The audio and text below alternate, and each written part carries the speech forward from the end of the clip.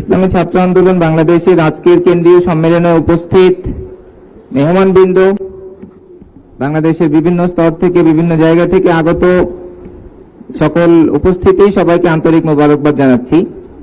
আজকে আমরা যে নতুন বাংলাদেশে উপস্থিত হয়েছি এবং আমরা আজকে এই মুক্ত মঞ্চে মুক্তভাবে কথা বলতে পারছি, সেটি আমাদের রক্তের বিনিময়ে অর্জিত হয়েছে। এই ব্যাপারে আমরা সবার কাছে সুস্পষ্ট।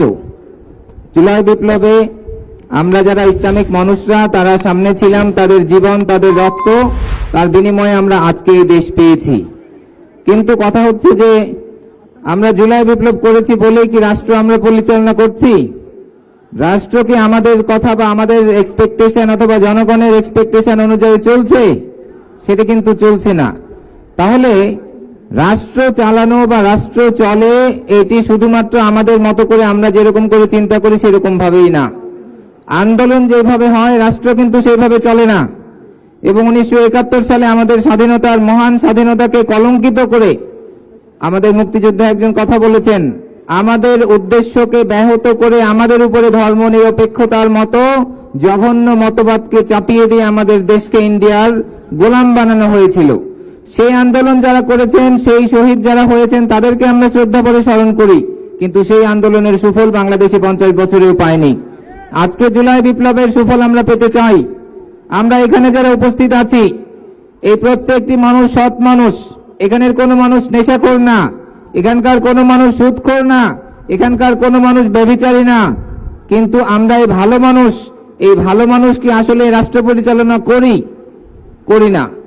তার সাথে আরেকটি কথা, আমরা কি রাষ্ট্র পরিচালনার জন্য যথেষ্ট পরিমাণে যোগ্যতা সম্পন্ন কিনা, সেটি এর থেকেও বড় কোশ্চেন। আলটিমেটলি রাষ্ট্র পরিচালনা তারাই করেন যারা যোগ্য, রাষ্ট্র পরিচালনা তারাই করেন যারা রাজনীতি বুঝেন, রাষ্ট্র বুঝেন। আমরা ইসলাম বুঝি, আমরা ভালো মানুষ, আমরা আমল আখলাক নিয়ে থাকি, কিন্তু রাষ্ট্র এইভাবে চলে না।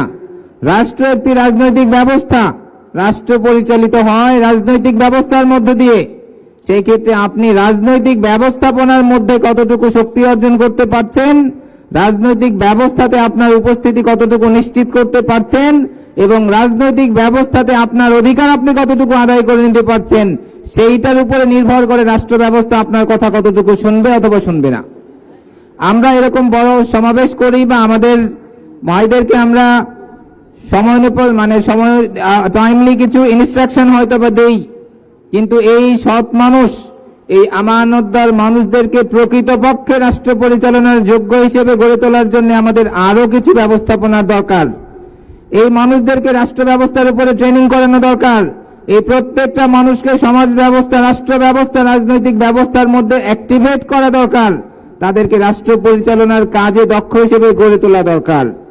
আপনি যদি দক্ষ না হন, তাহলে একজন অসৎ মানুষ দক্ষ হলে তাকেই দায়িত্বটা দিতে হয়।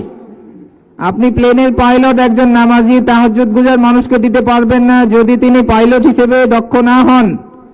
একইভাবে আপনি বিশ্ববিদ্যালয়ের শিক্ষক, আপনি একজন আলেমকে এনে বানাতে পারবেন না যদি আপনার এখান থেকে ভালো রেজাল্ট করে ছাত্ররা বের না হয়।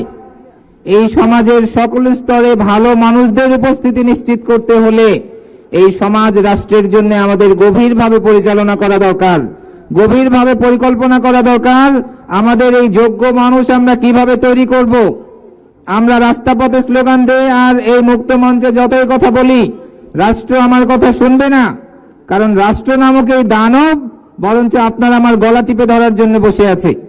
আপনি যদি বিপরীত দিকে রাষ্ট্রকে আপনার কথা শোনাতে চান, তাহলে আপনার যোগ্যতা, আপনার দক্ষতা, আপনার এই রাজনৈতিক ব্যবস্থাপনায় অংশগ্রহণের মধ্য দিয়ে সেটি নিশ্চিত করতে হবে। তাহলে আমাদের লক্ষ্য মানুষ আছি আমরা, যারা দিনের জন্য জীবন প্রাণ বাজি রাখতে সবসময় প্রস্তুত, কিন্তু সেই মানুষগুলি রাষ্ট্র ব্যবস্থায় উপস্থিতি যথেষ্ট পরিমাণে কম। এই জায়গায় আরেকটি বিষয় না বললেই না, আমরা বিভিন্ন ইসলামিক দলমতের মানুষরা অনেক ব্যাপারে আমাদের মধ্যে মতপার্থক্য আছে, যেটি আমাদের রাষ্ট্র ব্যবস্থার অংশ হয়ে উঠতে আবার কখনো কখনো বাধা দেয়। দ্বীনি জামাতের ভিন্নতা দ্বীনি মানুষের জন্য, বেশি সংখ্যক মানুষের কাছে দাওয়াত পৌঁছানোর জন্য যেরকম ভালো, কখনো কখনো রাজনৈতিক ব্যবস্থাকে দখল করার ক্ষেত্রে সেটি আবার একটি বাধা।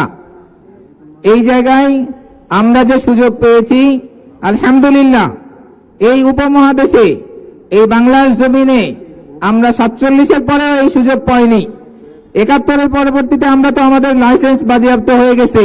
আজকে জুলাই পরবর্তীতে আমরা যে সুযোগ পেয়েছি, এই সুযোগকে সর্বোচ্চ কাজে লাগানোর জন্য মুসলিম উম্মার দলমত সবাইকে ঐক্যবদ্ধভাবে এই রাষ্ট্রের অংশ হতে হবে।